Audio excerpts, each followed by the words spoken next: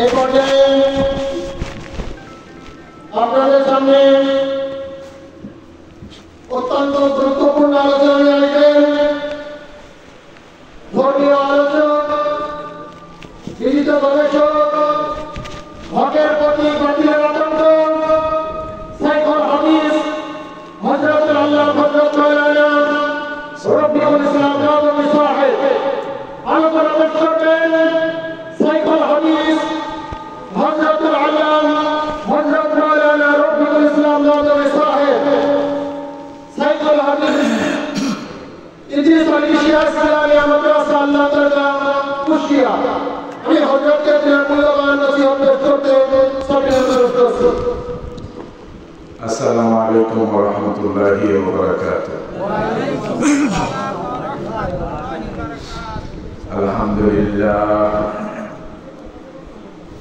আলহামদুলিল্লাহি কাফা ওয়া সালামুন আলা ইবাদিহিল্লাযীনা ইসতাফা।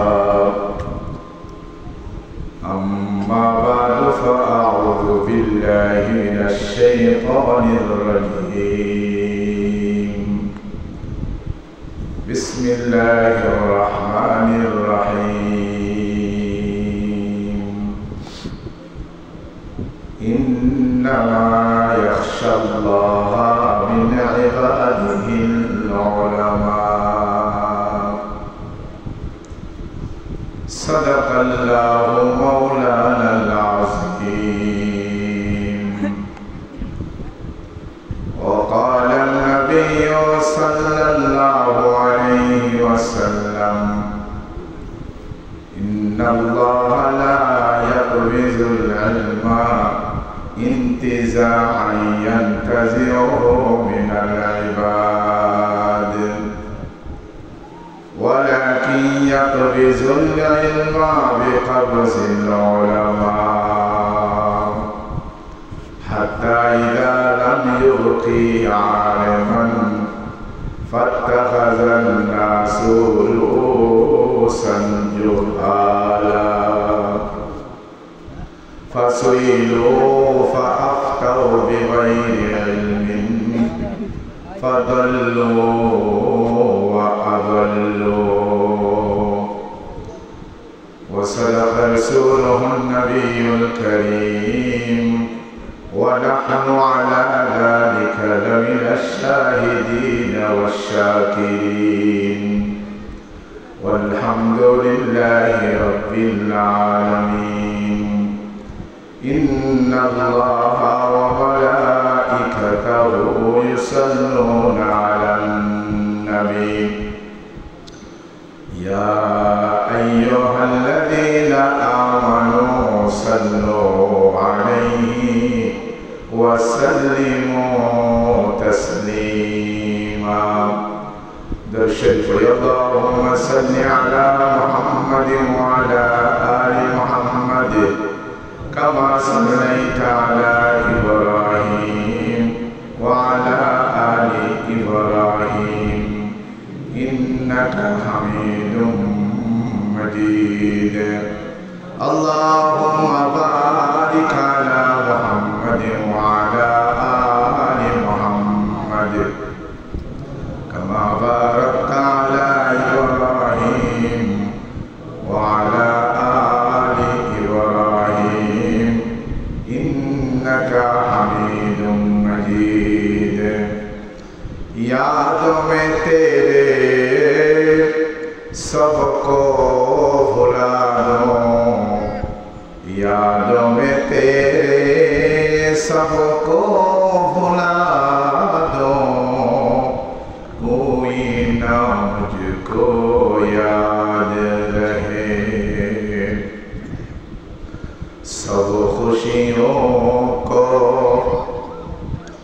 सब खुशियों को आग लगा दो, खाने दिल आबाद रहे.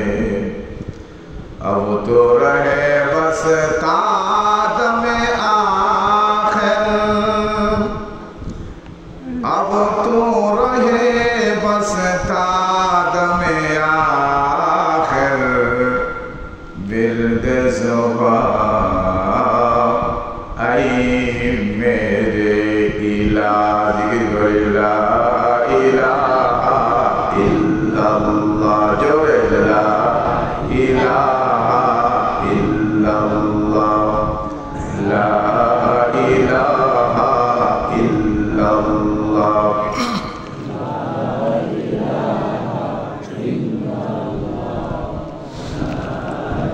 सबका खालिक अल्लाह सबका मालिक एक अल्लाह दोनों जहां का खालिक अल्लाह दोनों जहां का मालिक अल्लाह ला इलाहा इल्लल्लाह जोरे जोरे ला इलाहा इल्लल्लाह सबका राज़िक़ सबका राज़िक़ खुदा ला इलाहा इल्लल्लाह ला इलाहा इल्लल्लाह ला इलाहा इल्लल्लाह ला इलाहा इल्लल्लाह मुहम्मदुर রাসূলুল্লাহ।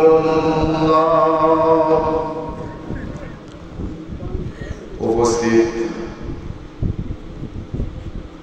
আজকের এই বোয়ালিয়া গ্রামের কৃতি সন্তান সর্বশ্রেষ্ঠ সন্তান আমাদের অহংকার এবং গর্বের আলহাজ ফিরোজুল আলম রহিমাহুল্লাহ তাআলা আলাইহি তার স্মরণে তার জীবনী আলোচনা এবং তার জন্য দোয়া তার সাথে সাথে এই গোরস্থানবাসীর জন্য দোয়া এই উপলক্ষে আয়োজিত আজকে মূলত দোয়ার অনুষ্ঠান কোনো মাহফিল নয় কোনো সম্মেলন নয় এটা একটা দোয়ার মাহফিল দোয়ার জন্য আমরা এখানে একত্রিত হয়েছি সবচেয়ে ভালো লাগতো এটা আপনাদের আবেগের থেকে আমি বলতেছি আপনাদের এই গোরস্থানের মধ্যে উনি তো ওনার কাজ করেছে ওনার পরিবার তো উনি তো ভালো জায়গায় একটা ওসিয়ত করে গেছেন বা পরিবারের পক্ষ থেকে ওনাকে ওলামায়ে কেরামের মারকাজের মধ্যে দাফন করা হয়েছে হয়ে গেছে এটা হয়ে গেছে মানে ভালো লাগতো ভালো হইতো ওই আলেমের কবরটা যদি আপনাদের এই গোরস্থানকে করতেন না তো রহমতের মারকাজ হইত কবরটা দেওবন্দ মাদ্রাসার প্রতিষ্ঠাতা আল্লামা কাসেম নানতবী রহমতুল্লাহি আলাইহি যিনি দারুল উলুম দেওবন্দ মাদ্রাসাকে যিনি প্রতিষ্ঠা করেছেন ওনাকে এক ছাত্র একটা প্রশ্ন করে বসল যে হুজুর মানুষ আলেমের পাশে বড় বড় বুজুর্গদের পাশে দাফন হইতে কেন চায় তো উনি সাথে সাথে কোনো জবাব দেন নাই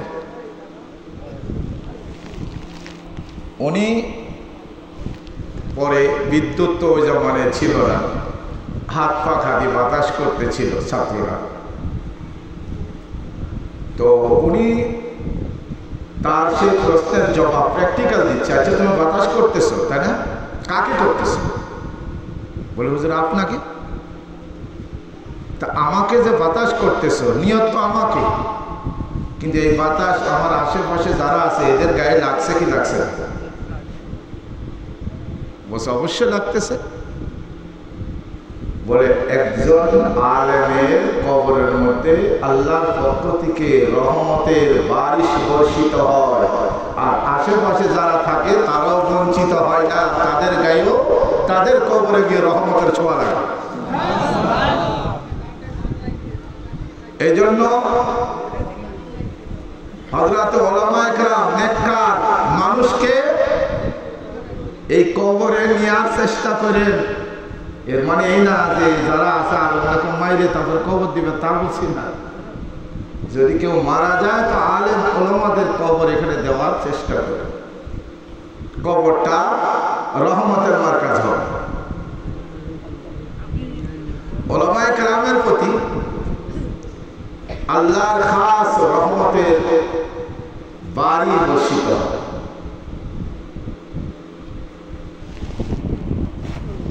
আসলে অনেকে উলামায়ে কেরামের শানের কথা বললে, উলামায়ে কেরামের মর্যাদার কথা বললে যাদের অন্তরে একটু কষ্ট লাগে, আমি মাপ চাই, এমন মানুষগুলি কখনো কবরে ঈমান নিয়ে যাওয়ার কোনো গ্যারান্টি দেওয়া যায় না। কেন? কারণ হলো আল্লাহর নবী জনাবে মুহাম্মদ রাসূলুল্লাহ সাল্লাল্লাহু আলাইহি ওয়াসাল্লাম পরিষ্কার ভাবে হাদিসে বলেন, ইন্নামাল উলামাউ ওয়ারাসাতুল আম্বিয়া। নবী বলেন যুগে উলামায়ে কেরাম যারা, এই আলেমরা হলো নবীর উত্তরসূরি। এবার বলেন নবীদের সাথে শত্রুতা করা, এটা কি কোনো ঈমানদার করতে পারে? বরং নবীদের ভালোবাসায় মহব্বতে নিজের জীবনকে উৎসর্গ করে দেয়। তাহলে নবীদের সাথে দুশমনি করা যেমন কুফরি। কথা এদিকে খেয়াল করে, টাইম অনেক হয়ে গেছে, দোয়ার ব্যবস্থা এত লম্বা করার প্রয়োজন নেই। নবীদের সাথে শত্রুতা কি বলেন? কথা শিখতে হবে, কুফরি। কুফরি। অনুরূপভাবে নবীর উত্তরাধিকার ওয়ারেস আলেমদের সাথেও শত্রুতা পোষণ করা ঈমান বিধ্বংসী কুফরি। আরে আপনি কি ইজ্জত দিবেন আর না দিবেন উলামায়ে কেরামের দেখার সময় নাই। কারণ কোরআন ও হাদিসের মধ্যে উলামায়ে কেরামের ইজ্জত সম্পর্কে আল্লাহ শত শত আয়াত, শত শত হাদিস আল্লাহর নবী হাদিসের মধ্যে বর্ণনা করেছেন। আপনার ইজ্জতের মুখাপেক্ষি তারা নয়, বরং আপনি তাদের ইজ্জত কইরা নিজের ঈমান আর আমলে সংশোধন করা আপনার দরকার। কোরআনে কারীমের মধ্যে আল্লাহ তাআলা ইরশাদ করেন, ইয়ারফাইল্লাহুল্লাযীনা আমানু মিনকুম ওয়াল্লাযীনা উতুল ইলমা দারাজাত। আল্লাহ বলেন আমার বান্দা বান্দীদের মধ্যে দুই শ্রেণীর মানুষ আছে, কিছু আছে মুমিন মুসলিম আর কিছু আছে কাফের।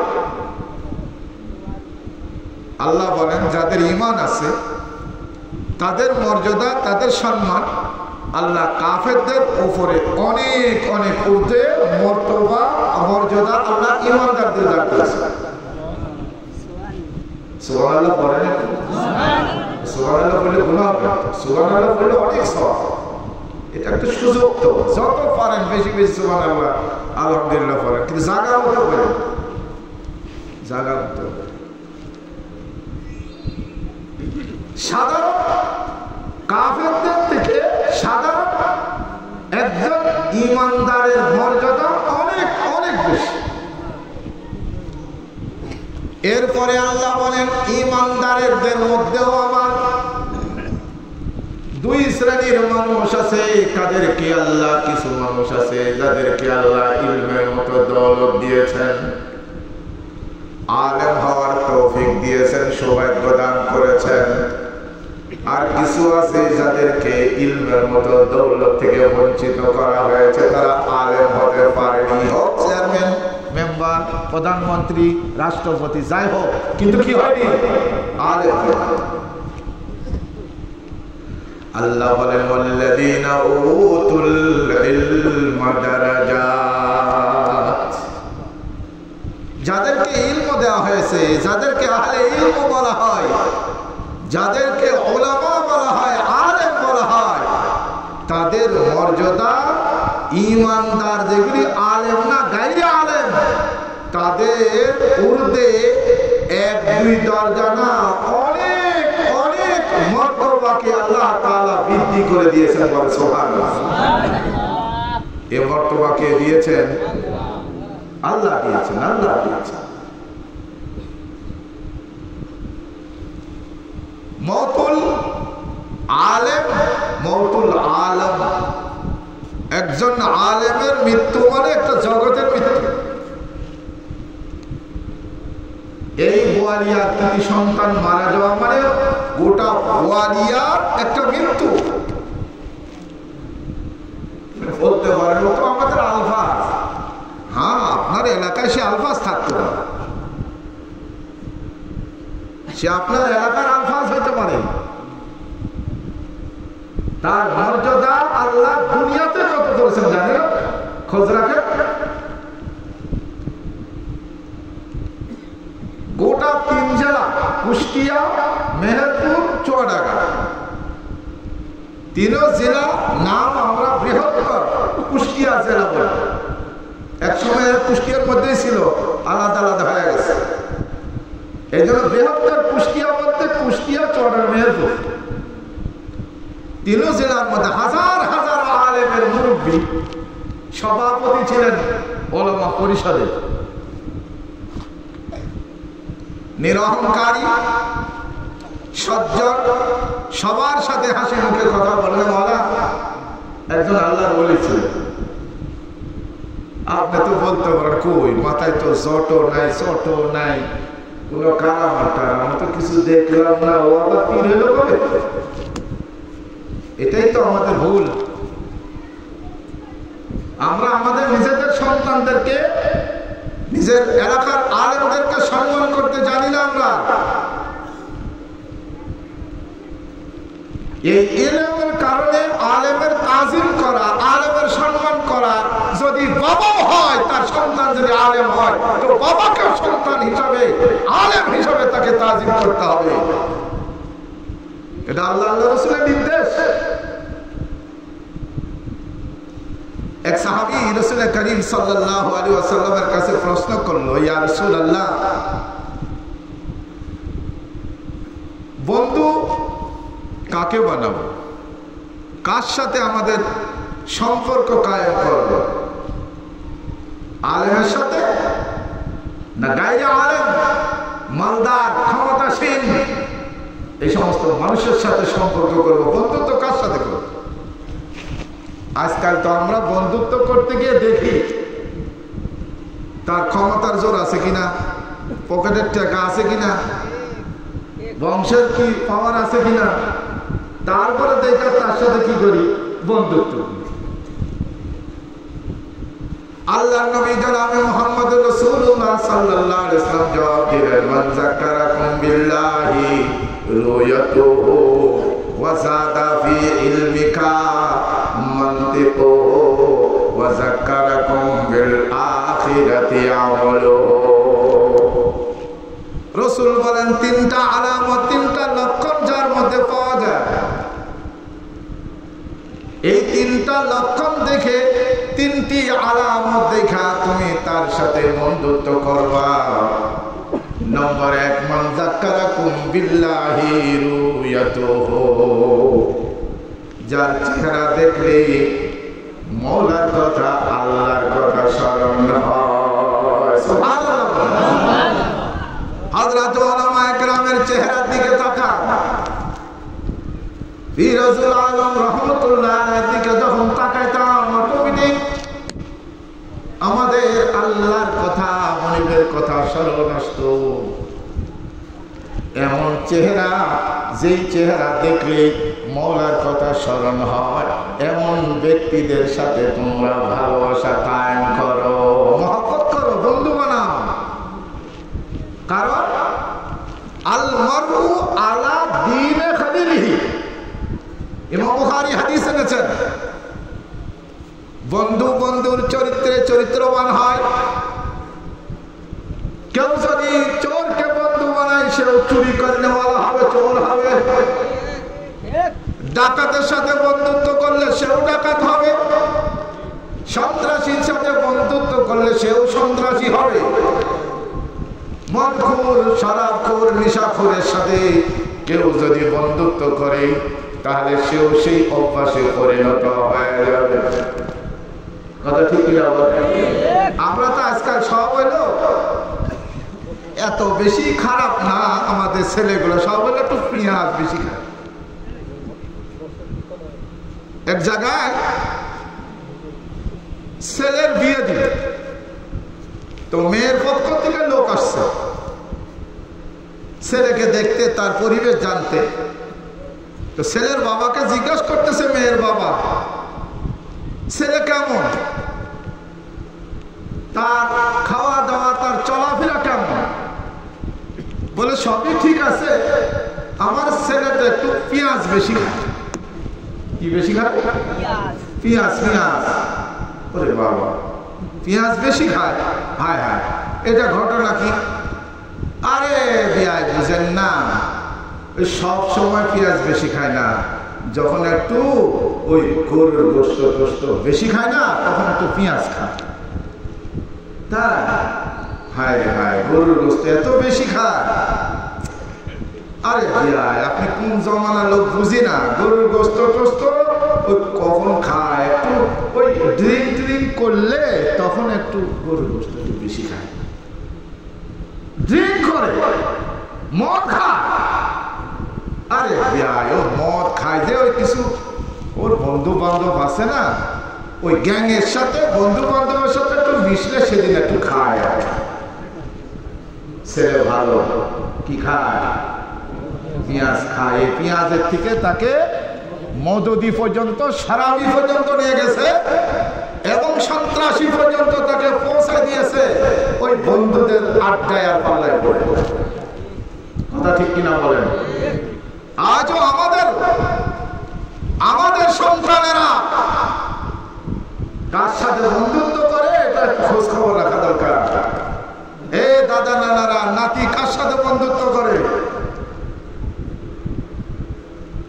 কার সাথে তারা মেলামেশা করে, এটা একটু দেখার বিষয় আছে। অতীত জমানার যেই ছাত্র সংগঠন, যেটারে এখন নিষিদ্ধ করা হয়েছে, আল্লাহর গজব পড়েছে, এই যে আমাদের এই 3 জেলার মধ্যে নামগন্ধ কোনোদিন শুনি নাই। ওরে বাবা, ঘরে ঘরে এত নেতা হয়ে গেল ওই দলে, পত্রিকা দলে দলে নেতার অভাব নেই। তোর নেতার খেতার গুলি একেবারে জিন্দেগি বরবাদ। কি জন্য? এই যে তারা একসাথে হইয়া, একত্রিত হইয়া, কত নিরীহ ছেলেদের তারা অত্যন্ত নির্মমতার সাথে তারা কুপিয়ে কুপিয়ে একেবারে নির্মমতার সাথে হত্যা করেছে। পাওয়ার, সরকারি দলের ছাত্র তারা, এই পাওয়ারে। এগুলি আমাদের ছেলেরাই তো, আমরা খোঁজ রাখি নাই। অনেক সময় আমরা করালের বলছে বেশি কিছু বাড়াবাড়ি করবি না, কিন্তু ছেলেকে বলে দিব, ওরে বাবা রে বাবা, ছেলে আমার লিডার যে, এই অহংকার করা যায় না। নিজেকেও বরবাদ করেছে, ছেলেও বরবাদ, আপনাকেও বরবাদ, দুনিয়াও বরবাদ, আখিরাতও বরবাদ হয়ে গেছে। এই জন্য আল্লাহর নবী বলেন, দেখো কাকে দেখলে আল্লাহর কথা স্মরণ হয়, এমন চেহারা দেখা, এমন মানুষ দেখা তুমি তার সাথে বন্ধুত্ব করো। 2 নম্বর হলো ফি ইলমিকা মানতিকুহু, যার সাথে কথাবার্তা বললে, আলোচনা করলে মাসলা মাসাইল শিখা যায়, দিনের কথাবার্তা, ধর্মীয় জ্ঞান বৃদ্ধি পায়। 2 নম্বর আলামত হলো কি?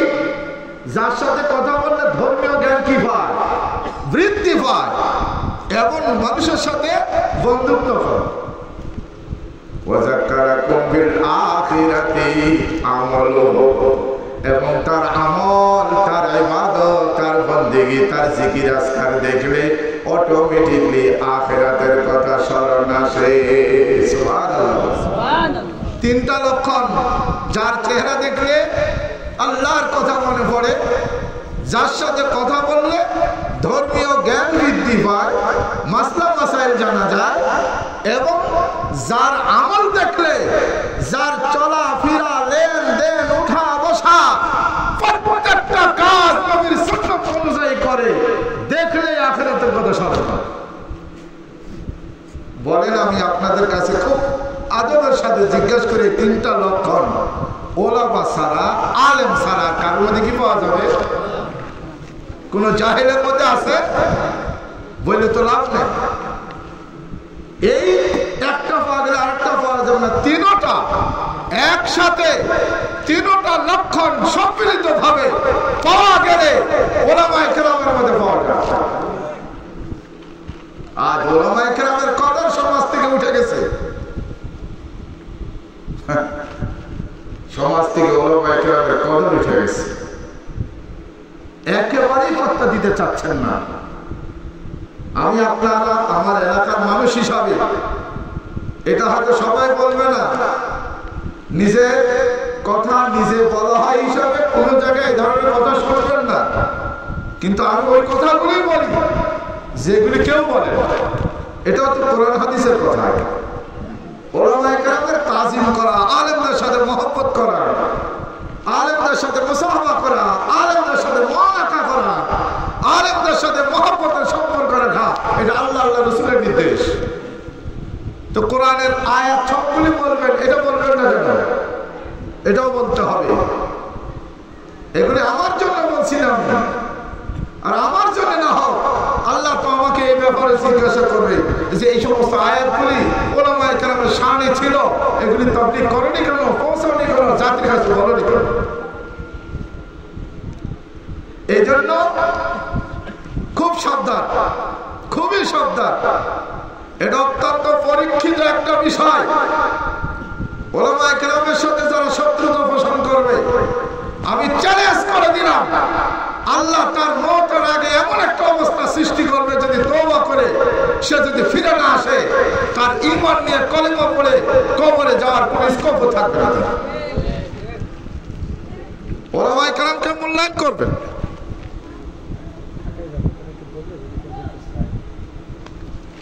এই জন্য হযরত উলামায়ে কেরামের তাজিম এবং সম্মান আমাদের অন্তরে থাকতে হবে।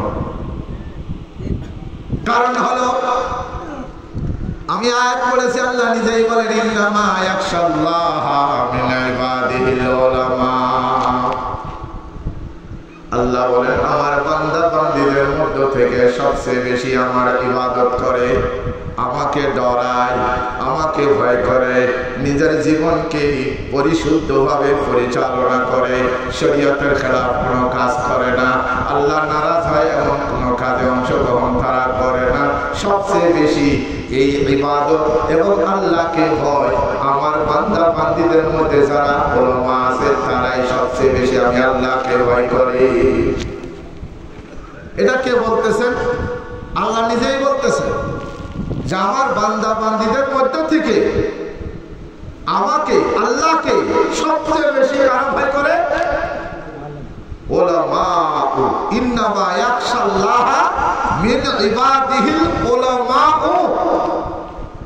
তাফসীরে কবীরের মধ্যে তো আরেক কেরাত আসছে, যেটা অত্যন্ত ভয়ানক, চমকে ওঠার মতো,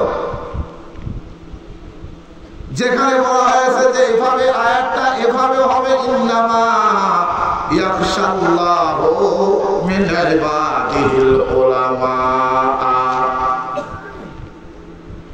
যে আল্লাহ সবচেয়ে বান্দা বান্দীদের মধ্য থেকে আলেম সম্প্রদায়কে আল্লাহ বেশি ভয় করে। নাউজুবিল্লাহ বলেন না, নাউজুবিল্লাহ বলার দরকার নেই, বুঝতে হবে। তাফসীরে কবিরের মধ্যে আসছে যে আল্লাহ আলেমদেরকে ভয় করে। আর আপনি জানতাই করেন, রড মারেন না, যাই করেন, দুনিয়ার গীবত শিকায়ত করে আপনি জর্জরিত করেন, আপনার ভিতরে যতই শত্রুতা, দুশ্মনী, হাসদ, হিংসা, পুরুষ থাক না কেন, আল্লাহ বলতেছেন আমি আলেমদেরকে ভয় পাই। কারণ আমি একটা ঘটনা বলি, আলেমদেরকে আল্লাহ রসুল ভয় পান।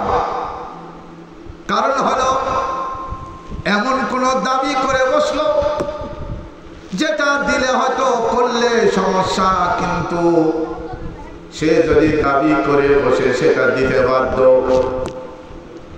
আল্লাহর নবী জনাবে মুহাম্মদ রাসূলুল্লাহ সাল্লাল্লাহু আলাইহি ওয়াসাল্লামের কবরে গিয়া সৈয়দ আহমদ কবির রেফাই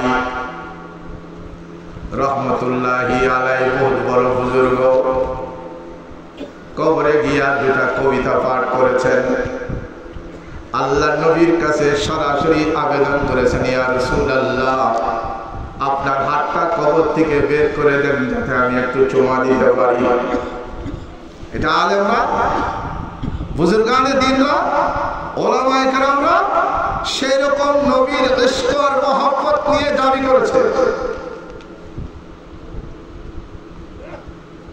মিনাল মুদি রূহি কুনতু উরসিলুহা, মিনাল মুদি রূহি কুনতু উরসিলুহা তুকাব্বিলুল আরদা আন্নি ওয়া হিয়া নাইবাতি ফাহাদিহি দাওলাতুল আশবাহি কদ হাজারাত ফাহাদিহি দাওলাতুল আশবাহি কদ হাজারাত ফামদুদ ইয়ামিনাকা কাই তাহযা বিহা শাফাতি। আল্লাহু আকবার।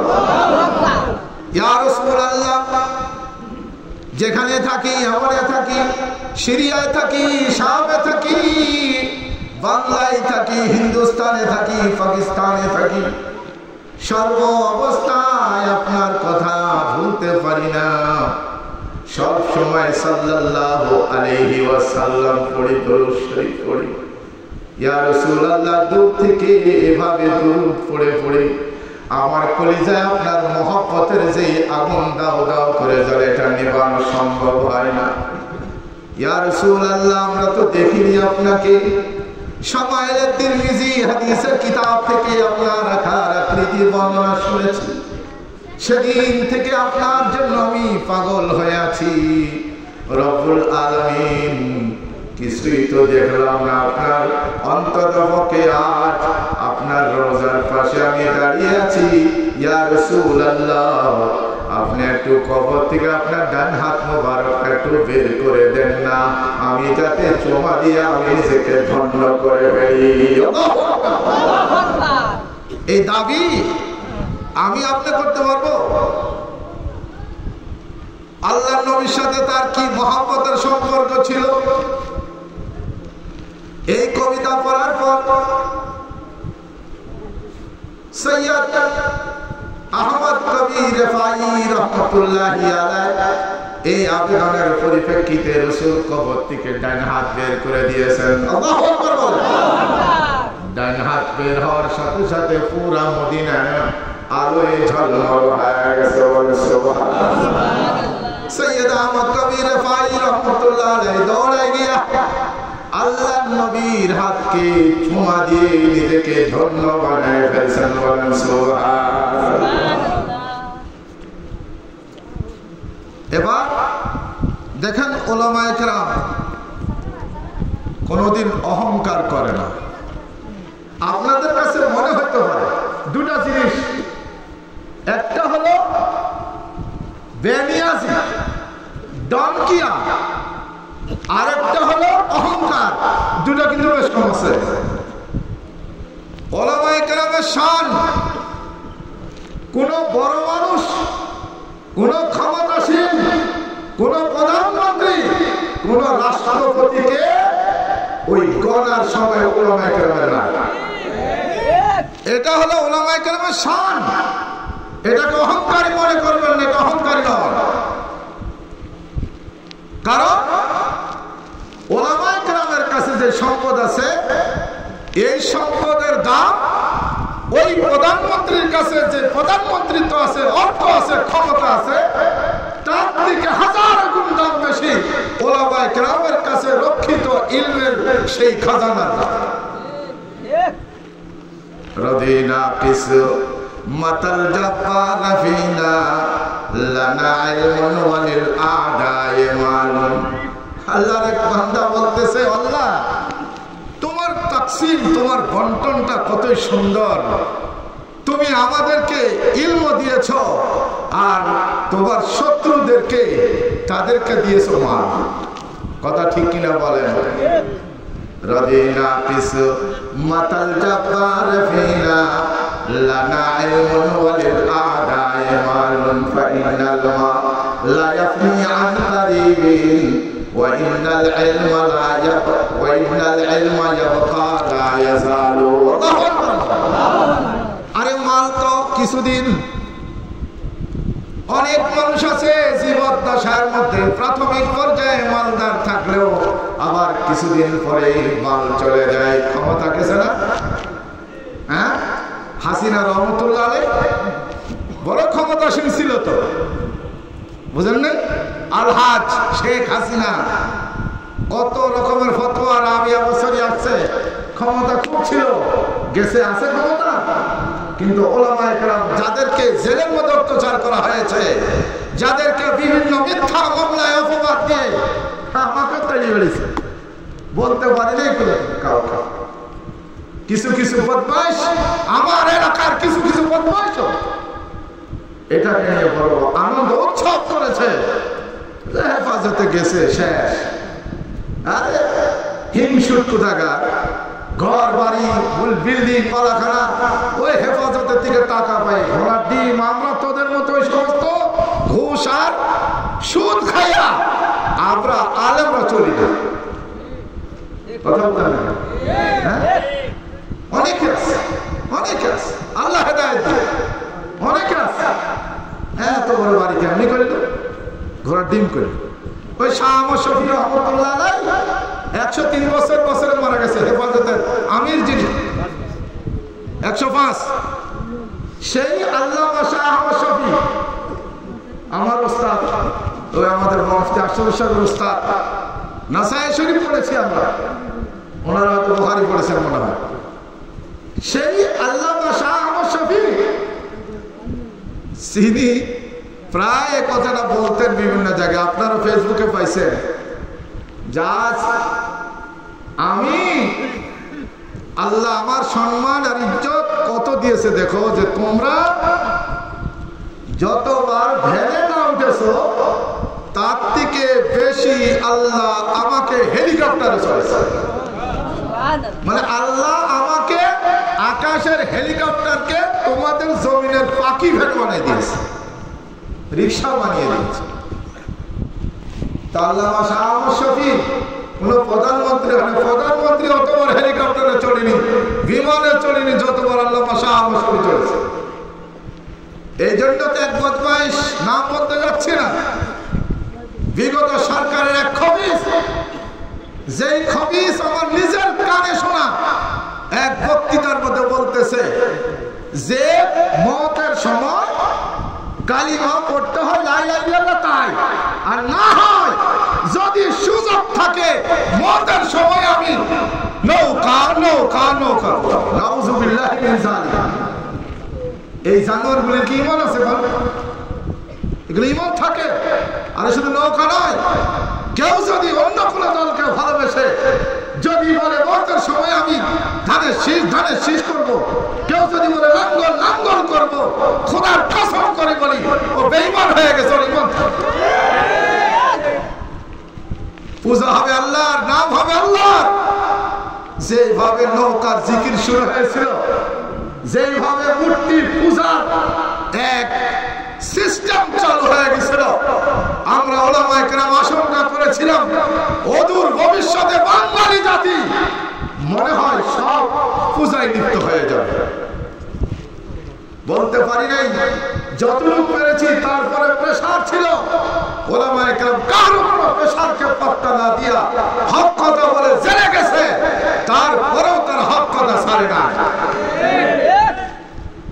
এই জন্য হযরতে ওলামায়ে কেরাম এদের শান, এদের মর্যাদা, এদের প্রতি লক্ষ্য রাখতে হবে। আমার যতই খারাপ লাগুক না কেন, আল্লাহ এদের শান, এদের মর্যাদাকে বাড়িয়ে দিয়েছেন। আপনি করবেন কি?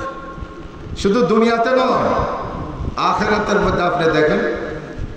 ওয়ান সালাবাতা রাদিয়াল্লাহু তাআলা আনহু قال قال رسول الله صلى الله عليه وسلم يقول الله تبارك وتعالى للعلماء إذا قعد على كرسيه بقضاء عباده إني لم أجعل علمي وحكمتي فيكم إلا وأنا أريد أن أغفر لكم فما كان منكم ولا أبالي।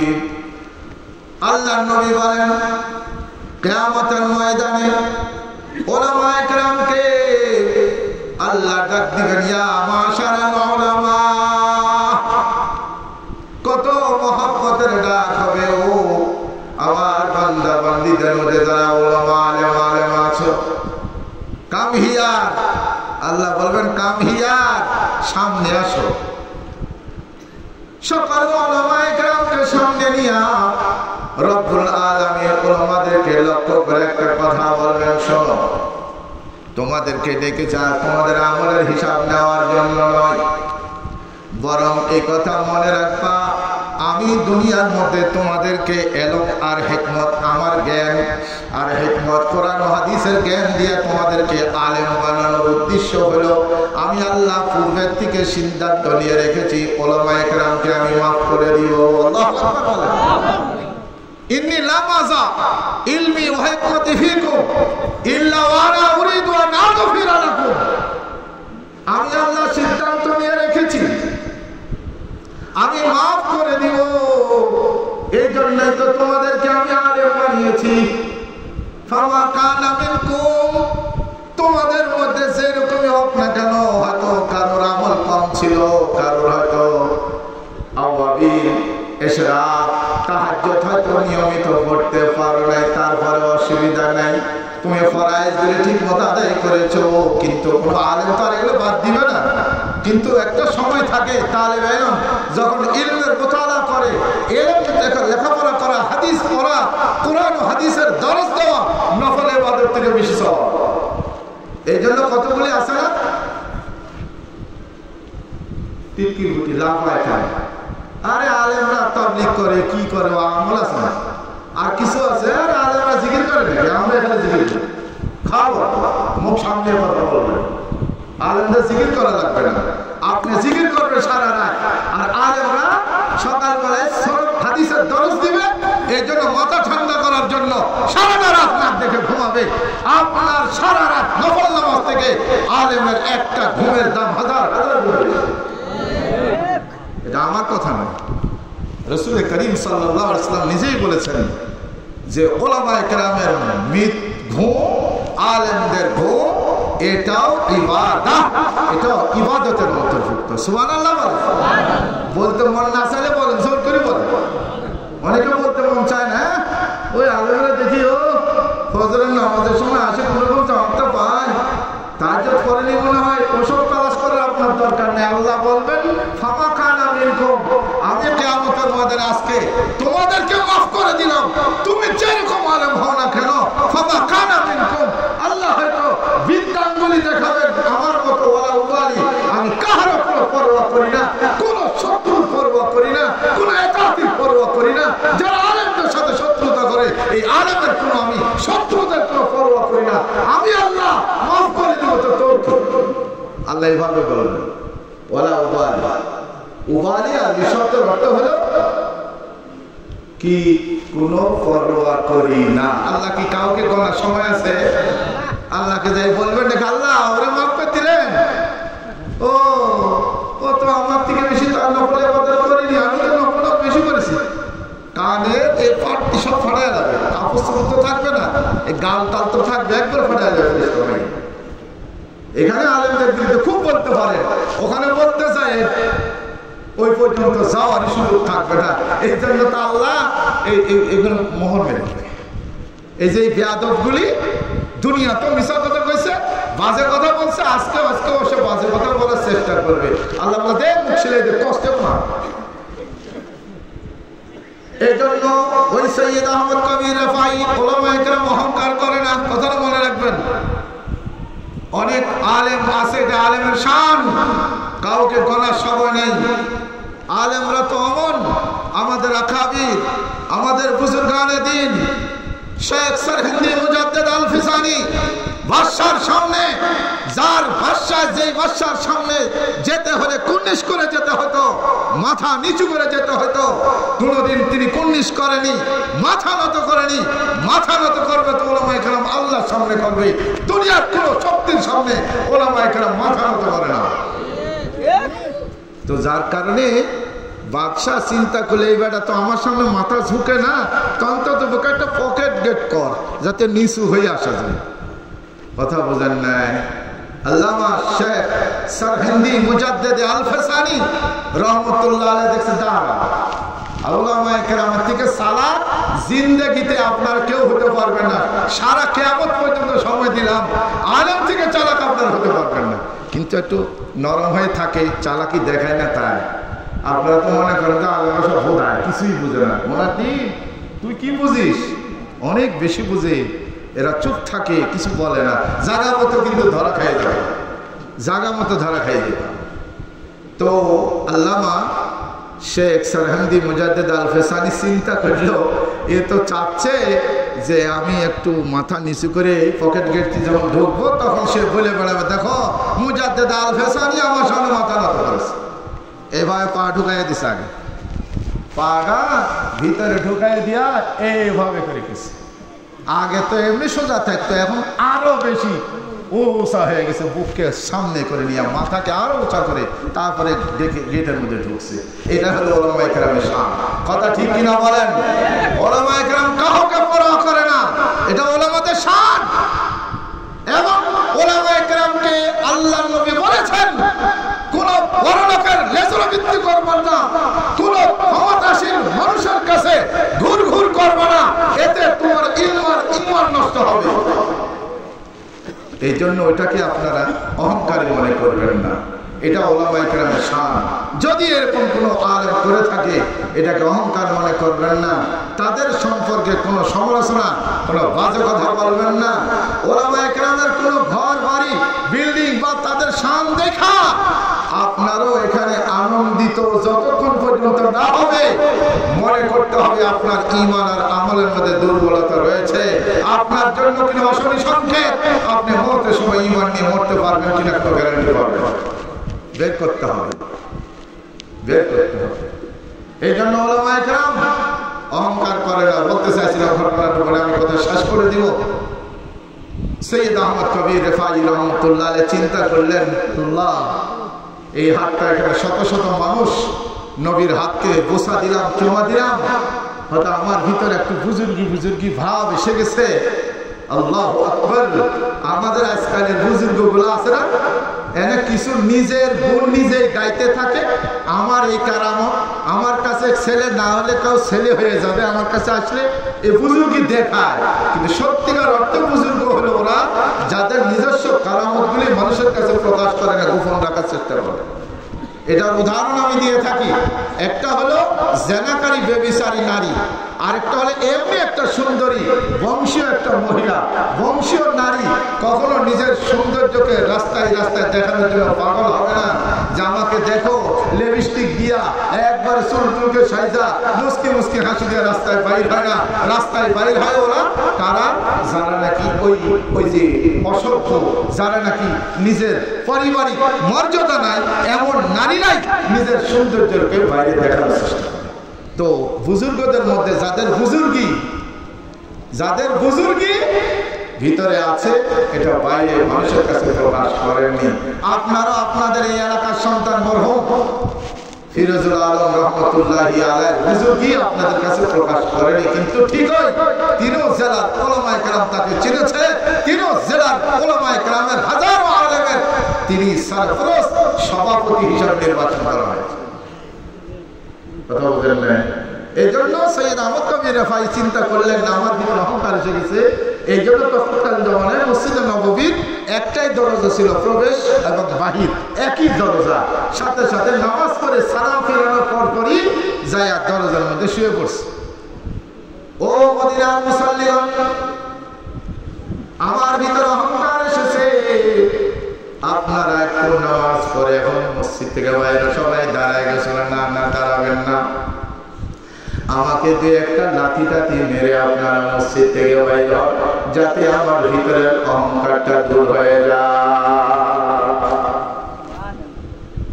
এই হলো উলামায়ে কেরাম। এবার থেকে বোঝেন উলামায়ে কেরামকে আল্লাহ কেন ভয় করে। ইন্নামা ইয়াখশাল্লাহু মিন ইবাদিহিল উলামা। উলামায়ে কেরামকে আল্লাহ ভয় করে। আল্লাহ ভয় করে মানে এটা মহব্বতের ভয়।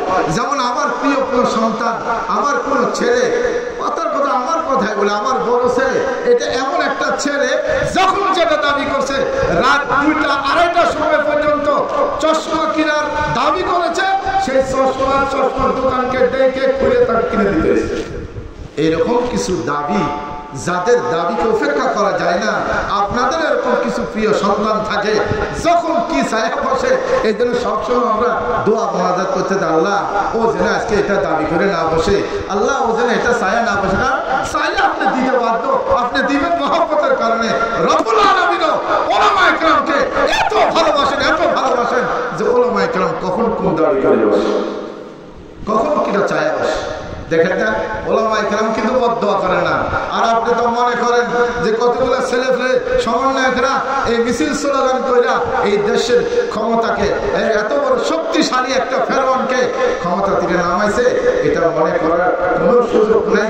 এর পিছনে কিন্তু হাজারো উলামায়ে কেরামের জায়নামাজে বসে চোখের পানি রয়েছে, হাজারো আলেমদের চোখের পানি রয়েছে, হাজারো আলেমের সেই ঠান্ডা বাতাস আল্লাহর আরশে আজিম পর্যন্ত ধাক্কা দিয়েছে। হাজারো আলেম মসজিদের নববীতে গিয়ে আল্লাহর নবীর দরবারে শিকায়ত করে দিয়েছে, অভিযোগ করে দিয়েছে। সেখান থেকে অভিযোগ আরশে আজিমের মালিকের কাছে চলে গেছে। না, এত সহজ ছিল না, এত সহজ ছিল না। কথা বুঝেন নাই? এই জন্য হযরত উলামায়ে কেরামের প্রতি আমাদের শ্রদ্ধা থাকবে।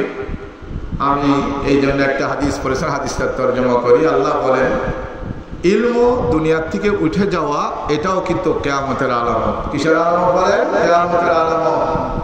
ইলম উঠে যাবে। বলে ইলম কিভাবে উঠবে? মানুষের বুকের মধ্যে যারা আলেম আছে তাদের বুকের মধ্যে থেকে ইলম টাইনি আল্লাহ বের করে দিবেন না, বিকবজিল উলামা। উলামায়ে কেরামের মৃত্যুর মাধ্যমে দুনিয়ার থেকে ইলম উঠে যাবে। বড় বড় আলেমরা একের পর এক মারা যাবে। এটা অশনি সংকেত, কিন্তু কিয়ামতের দিকে আমরা এগিয়ে যাচ্ছি। 2020, 21 এবং অদ্যাবধি আমাদের হাজার হাজার বড় বড় উলামায়ে কেরাম হারিয়েছি, তারা চলে গেছে। সেই করোনাকালীন অবস্থা থেকে জুবাইর আনসারী থেকে শুরু করে নূর হোসেন নুরানি, মুফতি আমিনী, ওদিকে শেখুল হাদিস আল্লামা আজিজুল হক রাহিমাহুল্লাহ তাআলা থেকে নিয়ে ওদিকে আমাদের আল্লামা শাহ আহমদ শফি, মুফতি ফজলুল হক আমিনী সহ বড় বড় উলামায়ে কেরামে কয়েক বছরের মধ্যে আল্লাহ তাআলা আমাদের থেকে উঠিয়ে নিয়েছেন। অশনি সংকেত, এই জাতির দুর্ভাগ্য। এই জন্য জাতিকে উপস্থিত যে উলামায়ে কেরাম আছে, এই উলামায়ে কেরামের ইস্তেফাদা, উলামায়ে কেরামের সাথে সহযোগিতা করা, উলামায়ে কেরামকে মূল্যায়ন করা, তাদের সাথে থাকা আমরা যেন গোমরা না হয়, পথভ্রষ্ট না হয়। তাবলীগ করব তো উলামায়ে কেরামের পরামর্শ করব, তো মাদ্রাসায় পড়াবো, মাদ্রাসায় খেদমত করব, বা জিহাদের ময়দানে যাব, বা এরকম তাসনিফের ময়দানে যাব, রাইটার লেখকের ময়দানে যাব, অথবা ওয়াজের ময়দানে যাব। যে কোনো ময়দানে যান না কেন, হযরত উলামায়ে কেরামের সাথে সংস্পর্শ থেকে করলে সেটা দিন হবে। অন্যথায় আলেমদের সমর্থন ছাড়া, আলেমদের কোনো মতামত ছাড়া যদি চ্যালেঞ্জ করলাম, আপনি গুমরাহির অতল গহ্বরে নিক্ষিপ্ত হবেন। বলতে পারেন হুজুর আমাদের তো আলেম আছে। হ্যাঁ, তোমাদের আলেম আছে, এটা আমাদের কুষ্টিয়া জেলার মধ্যে যে আলেমগুলি আছে এগুলো আমাদের হাতে গোনা দুই একটা আছে, আর এটা থাকি। কিন্তু রাসূল করিম সাল্লাল্লাহু আলাইহি ওয়াসাল্লাম কি বলেছেন? ইবনে মাজাহ শরীফের হাদিস, ইত্তাবিউ সাওয়াদাল আযম মিনাল উলামা। আলেমদের মধ্যে অধিক হারে যেই জামাতের সাথে অধিকাংশ প্রচুর আলেম, 90 থেকে 95% থেকে বেশি ওলামায়ে কেরাম, প্রায় তো একজন আলেম বলছিলেন যে হিসাব করে দেখা যায় 99% আলেম হলো আলমী শুরা আলেমদের সাথে, 1% আছে হলো ওই সমস্ত আলেমদের শত্রুদের সাথে। তো রাসূল বলতেছেন যেখানে ওলামাদের আধিক্য তাদের সাথে তোমরা একমত পোষণ করো, তাদের সাথে তোমরা থাকো। এবার বলেন, আমরা যদি নবীওয়ালা কাজ করতে চাই তো নবীওয়ালা, ওই নবীওয়ালা যারা আহলে ইলম, এরাই তো নবীওয়ালা, এরা রাসূলুল্লাহ পিয়ারা নবীওয়ালা ইলম, নবীওয়ালা যাদের ভিতরে ইলম আছে, আমল আছে, তাদের মাধ্যমে এই দাওয়াত তাবলীগ সহ জিকির আজকার সহ। এই জন্য আমরা চরমোনায় যারা আছি এরাও ওলামায়ে কেরাম, যেহেতু আমি তো বলেছি কোনো পীর আলেম ছাড়া চলবে না, কোনো আমির আলেম ছাড়া চলবে না, কোনো ইমাম আলেম ছাড়া চলবে না। তো আপনারা এটা কিভাবে চলবে? তাবলীগ কিসের করবেন? তাহলে আলু পটল বিক্রি করবেন না? মানে ওখানে তো ইলমের কথা, কোরআন হাদিসের কথা বলতে হবে। তো কোরআন হাদিসের কথা প্রসার করতে হলে কি লাগবে? আর আমি কথা শেষ পর্যায়ে চলে আসছি, এখন দোয়া হবে। আমি আপনাদের কাছে একটা অনুরোধ করতেছি, আমাকে এই পাশে থেকে একটা সিরিকোডও দিয়েছে। এই যে আমাদের কওমি মাদ্রাসা, আপনি একটা কথা মনে রাখবেন, কওমি মাদ্রাসা হলো দ্বীনের মার্কাজ। কওমি মাদ্রাসা থাকবে তো এই দেশে দ্বীন থাকবে, কওমি মাদ্রাসা না থাকলে আমি ছেড়ে দিয়ে বলতে পারি এই দেশে আর কোনো দ্বীন থাকবে না। এই জন্য কওমি মাদ্রাসা নিয়ে এক গভীর ষড়যন্ত্র চলতেছে, গভীর ষড়যন্ত্র চলতেছে। আপনারাও সাবধান থাকেন।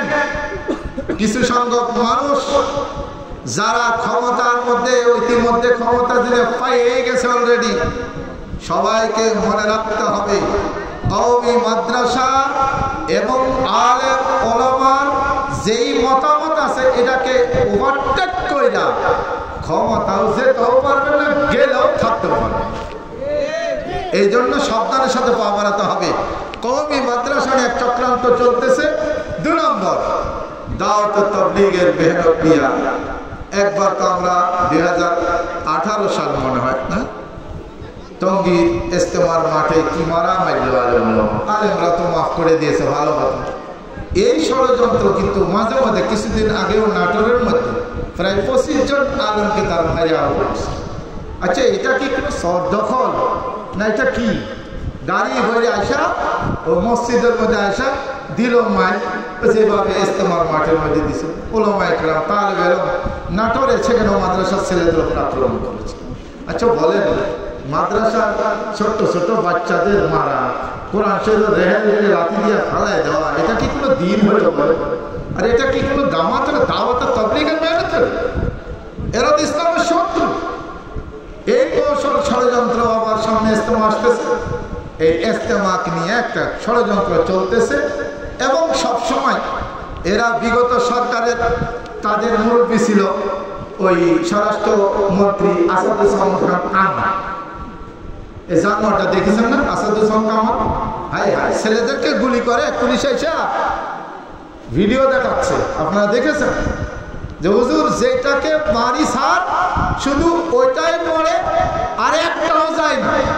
যেটা মারি গুলি ওইটাই পড়ে থাকে, আগগুলো তো পলায় না স্যার, আরো আগে আসে, একটাও যায় না।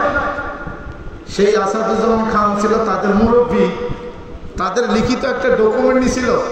আসাদুজ্জামান খান কামালে ফতোয়া দিছিল যে তাঁতিরা সব মসজিদে যাইতে পারবে, ওই ফতোয়া নিয়ে ঘুরে বেড়ায়। এখন তো তাদের মুফতি সাহেব তো পলাই গেছে। এই জন্য নতুন করে আবার আমাদের সমন্বয় ইয়ের মধ্যে যারা উপদেষ্টা মন্ডলী আছে তাদের মধ্যে আবার কিছু মুফতি বাইর করেছে।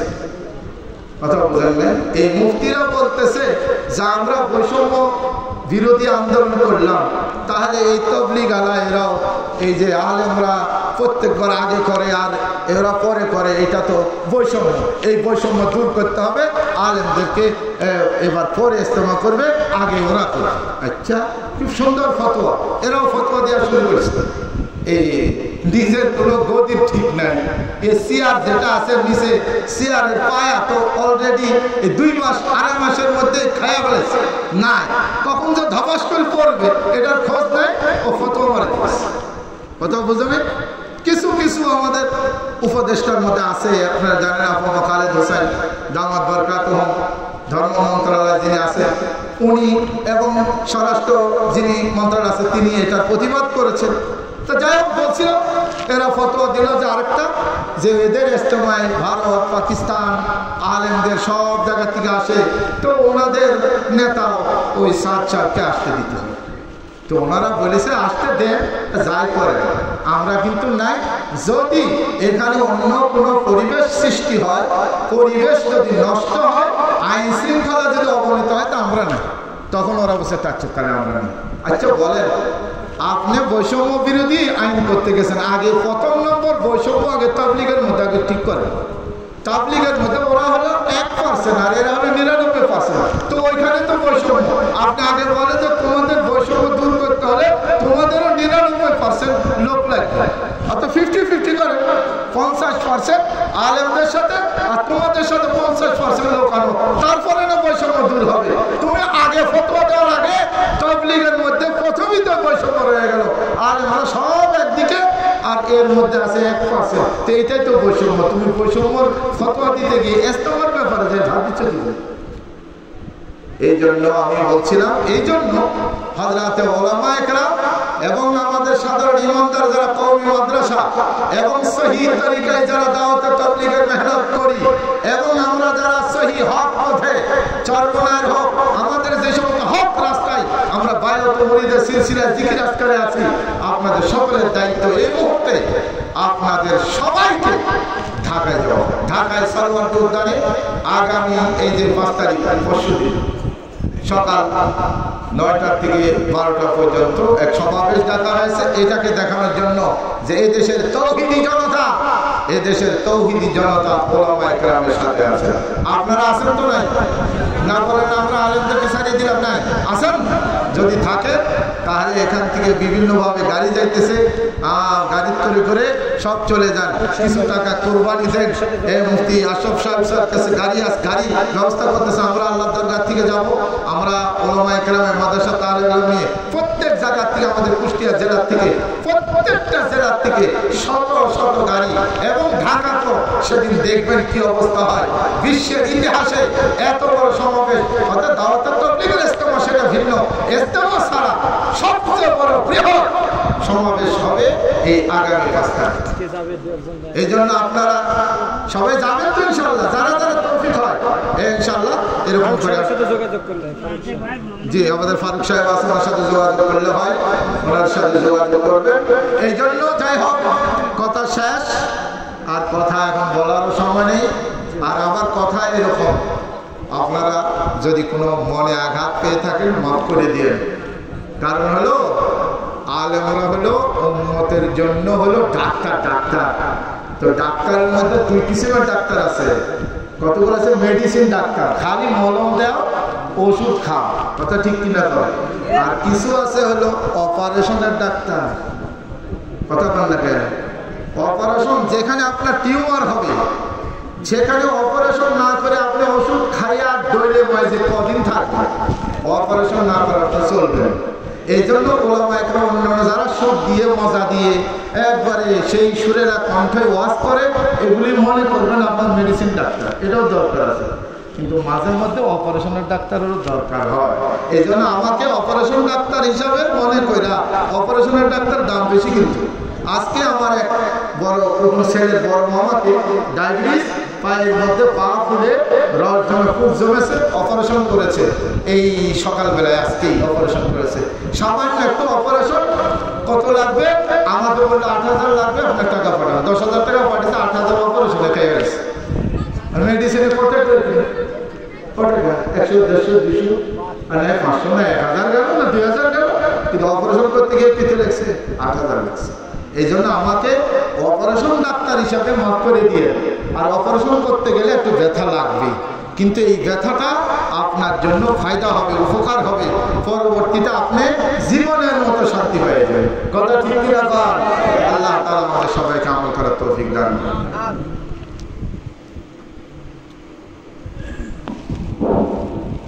আলহামদুলিল্লাহ, সকলকে অত্যন্ত ধন্যবাদ জানাই। আজকে ছেলেরা যুব ইন্তজামী কমিটি মরহুম ফিরোজুল আলম হুজুরের জন্য দোয়ার যে ব্যবস্থা করেছে কষ্ট করে, সেই কষ্টের ফসল আজকে